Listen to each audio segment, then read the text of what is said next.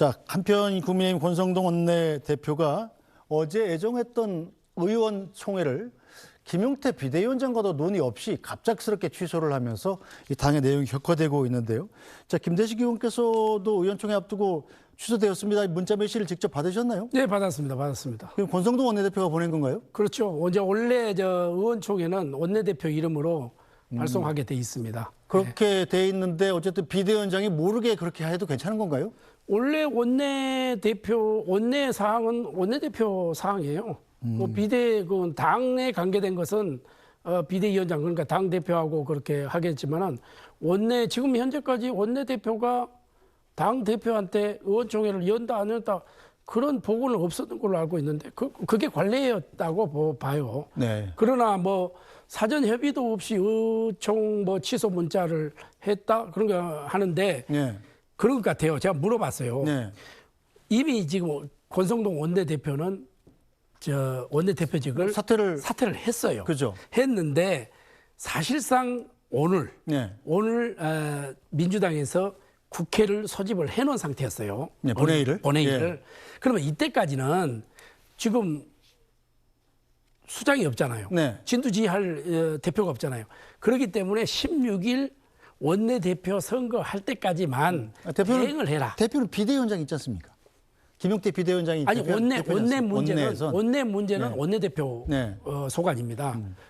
그렇게 해서 했는데 하도 옆에서 왜 원내대표를 사퇴해놓고 소집을 하고 이렇게 하느냐. 그러니까 그 말 듣기 싫다. 네. 그러면은 16일 날 원내대표가 새로 선출되면은 그때 가서 이것을 논의하고 공론해도 늦지 않다. 이렇게 봤던 것 같아요. 어쨌든 당내에서 반발이 김용태 비대위원장을 비롯해서 상당히 좀 하는 의원들이 있습니다.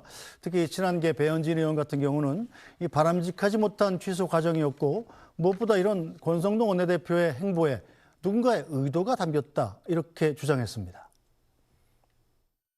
네, 말씀을 듣기 싫다는 의지로 저는 읽혔어요. 예. 대단히 잘못됐고 지금 비대위원장과 의논도 없이 의총을 취소하고 해제하고 이런 일들은 좀 바람직하지 않다고 봅니다. 친윤계 대 친한계의 어떤 충돌이 아니라 예. 친윤계도 아니고 친한계도 아닌 것으로 이제 꼽히는 많은 의원님들이 상식적으로 예. 김용태 위원장의 혁신안은 우리에게 필요하다라고 말씀을 계속 줄줄이 놓으셨는데 예. 그게 아마 부담스럽지 않았을까. 그러니까 그런 목소리가 당내에서 커지는 것을 굳이 노출하고 싶지 않은 누군가의 의도가 담기지 않았나라는 의심을 해봅니다. 자, 그 누군가의 의도, 그 누군가가 누굽니까? 아니 그래서 아까 엘리베이터에서 만났는데 이 배현진을 만났는데 예. 물어볼 건데 그랬네. 예.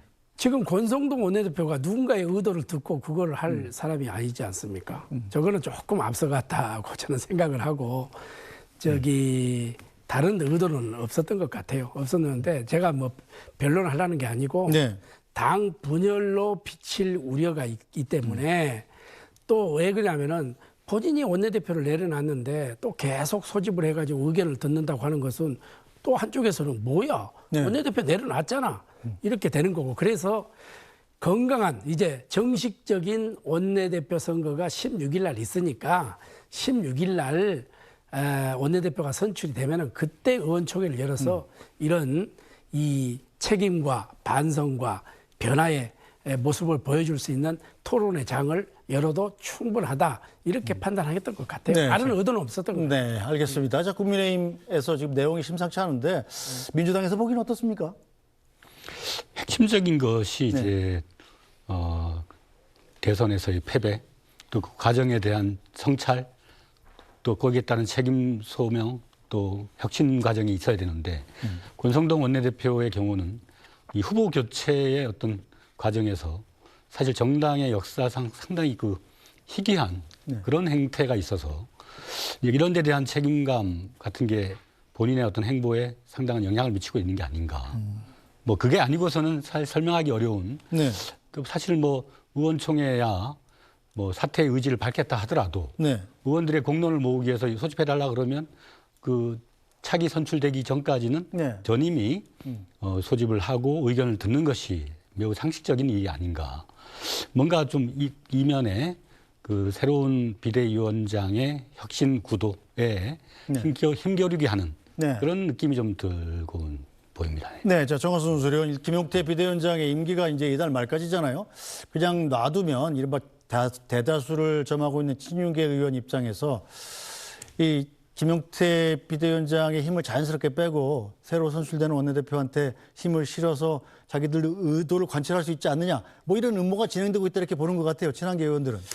그 5대 개혁안을 이제 지지하고 네. 그다음에 이제 친한계로 분류되는 이제 의원들 사이에서는 이게 친윤계의 뭉개기 작전 아니냐. 네. 뭐 이제 이렇게 보고 있는 거죠. 네. 결국은 이 의원총회 뭐 얘기해 봐야 시끄러울 테니까 그냥 뭉개버리고 그러다가 이제 지금 또 주말 거쳐서 바로 이제 원내대표 뽑잖아요. 다음 주 월요일 날 뽑으면은 또 그 상태에서 이제 선출된 다음에 또 어영을 이렇게 뭉개버리고 네. 하다 보면 결국은 당내에서 이제 그런 어떤 쇄신을 요구하는 그런 목소리. 일단 그 전에 전제는 네. 친윤계 원내대표를 선출하는 거죠. 월요일 날. 그렇죠. 예, 선출을 하고 그 다음에 그냥 뭉개다 보면 자연스럽게 김용태 비대위원장의 그 임기인 6월 30일까지 가고 그냥 그 상황에서 임기가 끝나면 네. 자연스럽게 그러면 이제 그 원내대표가 이쪽에 이제 그 이 권한 대행이 되는 거죠. 네. 권한 대행으로서 전당대회까지 그냥 쭉 가는 네. 그런 그림을 그리면 이제 그 상황 속에서 사실은 그 이 친윤 친한 뭐 상태에서 가장 이렇게 이 부딪히는 부분 그러니까 네. 뭐 이 후보 교체 과정에 대한 뭐 진상조사라든지 그다음에 이 탄핵 반대 당론을 무효한다라든지 이런 김용태 비대위원장이 제시한 그 5대 개혁안에 대한 그런 게 그냥 유야무야 흐지부지 되는 상태에서 그냥 전당대회까지 가는 뭐 네. 그런 그림을 그리고 있는지 안 그리고 있는지는 사실 모르겠습니다. 네. 하지만 분명한 거는 친한계 쪽에서는 그렇게 보고 있는 거죠. 네, 그렇게 친한계 그렇게 본다는데 김대식 의원 어떻게 생각하세요? 제가 이제 의원총회에서 네. 제가 그동안에 초선 의원 대표를 네. 맡아왔지 않습니까? 44명이에요. 네. 그리고 재선이 30명, 74명이에요. 그러면은 김용태 위원장의 그 5대 개혁안 참 좋아요. 네. 그래서 우리가 선거에 패배하고 백보드에 뭐를 했느냐면은 네. 책임 그리고 반성 변화 이랬단 말이죠. 그러니까는 김용태 위원장은 물러나라는 게 아니야. 그 책임을 지면 국민들에게 어떤 메시지를 던져줘야 될 거 아니에요. 네. 그 메시지가 책임이란 말이에요. 전쟁터에서 우리가 국민의 지지를 못 받았잖아요. 선거에서 패배했잖아요. 그렇기 때문에 모두 일괄적으로 책임을 지고 사퇴를 하자. 이렇게 됐는데 나머지는 다 사퇴했어요. 김용태 위원장만 안 했어요. 그러면 김용태 위원장도 그때 사퇴라는 것을 던졌으면은 차기 전당대회가 한 2달 만에 하니까 김용태 위원장이 그때까지는 좀 맡아달라. 네. 이런 총론을 충분히 모을 수가 있다 이거예요. 네. 그리고 나서 우리가 반성을 해보자. 우리 국민들이 왜 우리를 이렇게 했을까? 이 탄핵의 계엄, 탄핵, 이 강을 넘지 못하고 우리가 어떻게 국민들에게 지지를 받을 것이냐 반성을 하고 그리고 나서 이제 김용태 위원장이 내가 생각하는 5대 개혁은 이렇는데 여러 의원님들 생각이 어떻느냐 네. 딱 던져주면은 좋다 그렇게 가자 네. 이렇게 했을 경우에는 굉장한 임팩트가 있었는데 이거 뭐 김용태 위원장을 몰아내고 새로운 비대위원장을 지금 네. 이거는 전혀 아니라는 것을 제가 다시 한번 말씀을 드립니다. 전혀 아니고 네. 지금 현재 5대 개혁안을 대다수 의원들이 참 좋은 아니다. 네. 그런데 그것이 공론화, 총론, 그리고 수기, 그리고 또 협의 이런 게 좀 필요하기 때문에 선후가 바뀌었다는 이런 거지. 네. 여기에서 꼼수를 부려가지고 뭉개고 가고 전혀 그게 아니라는 걸 내가 다시 한번 알겠습니다. 말씀을 드리고 우리 언론도 이런 부분은 갈라치기 좀 하지 마시고 알겠습니다. 우리 국민의힘에는 전혀 갈등이 없습니다. 이제 친윤이 어디 있습니까? 친한이 어디 있습니까? 저는 하나다 이렇게 생각을 하고 좀 갈라치기를 좀 안 해줬으면 알겠습니다. 좋겠다. 어쨌든 간에 이 권성동 원내대표의 후임이 과연 그럼 누가 될지가 주목이 됩니다. 네. 여기에 3선의 김성원 의원 그리고 송원석 두 의원이 출사표를 던졌습니다. 제가 출마를 결심하게 된 가장 큰 이유는 쇄신과 변화의 의미를 그 누구보다도 더 깊이 고민하고 또 잘 알고 있고 그것을 해결할 수 있기 때문입니다. 비삼 계엄과 탄핵이 대선 패배의 직접적인 원인이라는데 이견은 없습니다. 가장 시급한 과제 중 하나, 당내 민주주의의 안착입니다. 우리 내부의 정당 민주주의가 제대로 작동하지 못했기 때문에 당심과 민심의 괴리로 이어졌습니다. 저 김성원은 당내 민주주의 시스템이 정상적으로 작동하는 그러한 정당 문화 구축을 바로 하도록 하겠습니다. 이제 국민들께서는 우리 국민의힘에 분명한 변화와 진정한 쇄신을 요구하고 있습니다. 갈등과 암투에 지친 정치는 더 이상 원하지 않습니다. 또한 국민의힘이 정책에 강한 정당, 민생과 경제해법을 제시하는 정당으로 거듭나기를 바라고 계십니다. 경제, 재정 분야의 정책 전문성을 바탕으로 당의 변화와 쇄신을 이끌 든든한 밑거름이 되겠습니다. 뜻이 다르다고 외면하거나 배제하는 것이 아니라 치열한 토론과 지속적인 논의를 통해 당의 총의를 모아가는 데 제 모든 열정과 역량을 쏟아붓겠습니다. 네, 일단 대선 패배 후유증 극복하고 당의 내용도 수습해야 될 책임이 막중한 책임이 원내대표한테 생기는 건데, 자, 김대식 의원 보기엔 누가 더 적임자라고 보십니까? 저는 그 선거 중에서 제일 어려운 선거가 국회의원들을 상대로 원내대표 선거가 제일 어렵다고 네, 생각을 그렇죠. 하는데, 참 우리 저 김성원 의원이나 송원석 의원이 저하고도 참 오래됐고 참 친한 의원이에요. 두 분 다 아주 훌륭한 분이죠.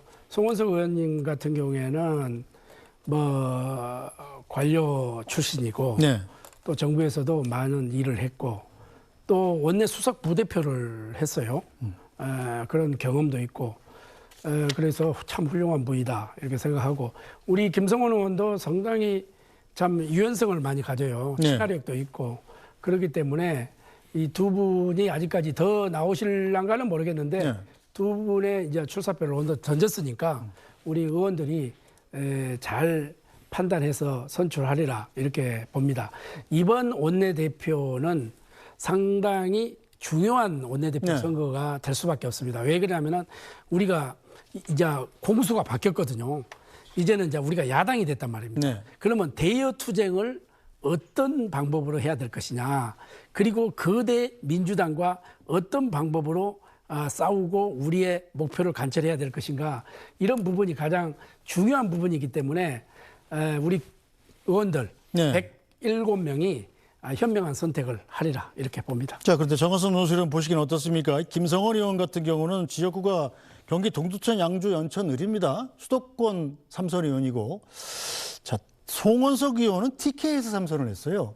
자, 자연스럽게 친윤 대 친한의 구도가 형성되는 것 아니냐, 뭐 이런 분석도 있더군요. 여러모로 그렇죠. 네. 그러니까 일단은 뭐 TK와 수도권 쪽에 지역구를 두고 있는 의원들이 나섰고, 네. 그다음에 김성원 의원 같은 경우는 이제 그 이 국민의힘 대선 후보 경선일 때 한동훈 후보 캠프에서 활동을 했어요. 그러니까 뭐 친한계라고 뭐 그거는 부인을 못하는 부분이죠. 네. 예. 그리고 송원석 의원은 제가 알기로는요, 그 이 뭐 영남 지역 TK, PK 지역의 뭐 저 친윤계 의원들 사이에서 뭐 좀 내부적으로 이렇게 논의 끝에 좀 이렇게 정리가 된 후보라는 걸로 알고 있고요. 그래서 자연스럽게 친윤 친한 뭐 김대식 의원님 갈라치기 하지 말라고 하셨는데 뭐 갈라치기 의도는 없습니다. 예. 그 친윤 친한 네. 뭐 TK 수도권 뭐 그다음에 탄핵 반대 탄핵 찬성 뭐 이런 식의 어떤 그런 그 이 명백한 경계점은 저기 형성이 되는 거죠. 네. 근데 여기서 요 방송 전에 제가 김대식 의원님한테 한번 좀 여쭤봤어요.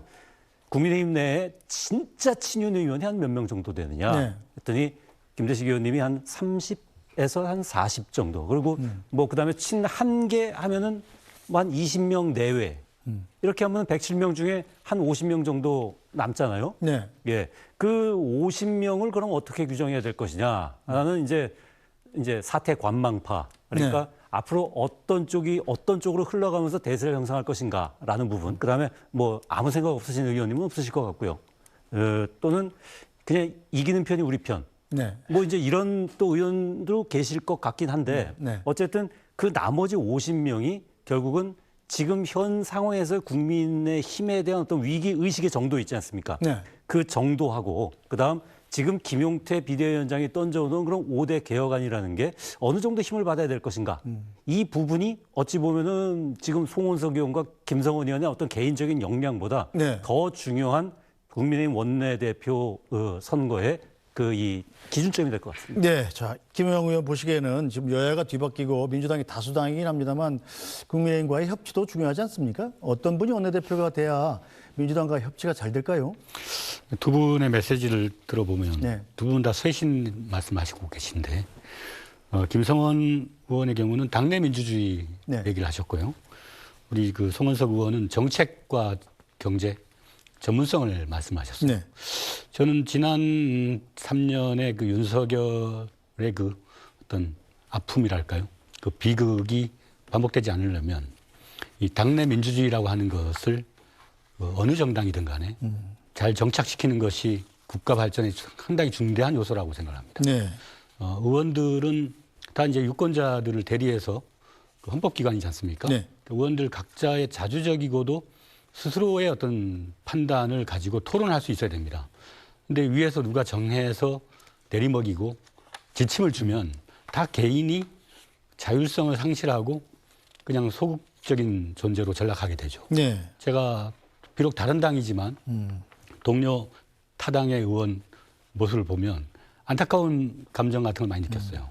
이건 본인의 의지나 생각으로는 도저히 이게 아닌데 네. 위에서 시키니까 또 어쩔 수 없이 하는 그런 딜레마에 갇힌 의원들의 모습을 보면서 이건 정치 발전에 도움이 되지 않는다. 그래서 비록 야당이고 저하고는 다르지만 야당이 집권 여당의 실수라든가 네. 권한 남용이라든가 그런 걸 적절하게 또 견제해야 할 책임이 있거든요. 네. 하루속히 잘 정비를 하셔서 네. 당이 좀 온전하게 윤석열 흔적을 좀 지우고 네. 민주정당으로 다시 거듭나길 바랍니다. 알겠습니다.